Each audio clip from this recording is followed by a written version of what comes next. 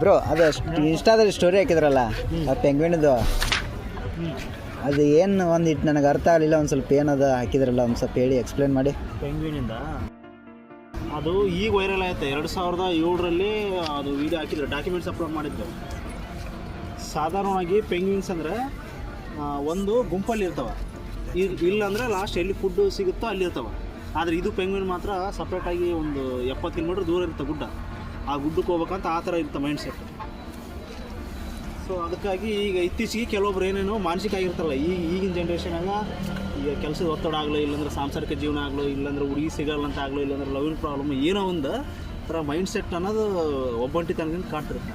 ಅದಕ್ಕೆ ಹೀಗಾಗಿ ಈ ಸಮಾಜದಿಂದ ದೂರ ಹೋಗ್ಬೇಕಂತ ಆ ಮೈಂಡ್ ಸೆಟ್ಟಿಂದ ಅದನ್ನು ಈಗ ಟ್ಯಾಲಿ ಮಾಡ್ತಾರೆ.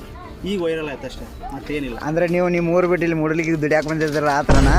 ಆ ಥರ ಅಲ್ಲ, ಇದೇನು ನಿನಗೇನು ಊರೇನು ಪ್ರಪಂಚದಿಂದ ದೂರ ಐತೆ ಅದಕ್ಕಂತಲ್ಲ, ಎಲ್ಲ ರೇಟ್ ಅಲ್ಲ ಅಂತ ನಾನೈತೆ ಅಷ್ಟೇ ಸ್ಟೇಟಸ್.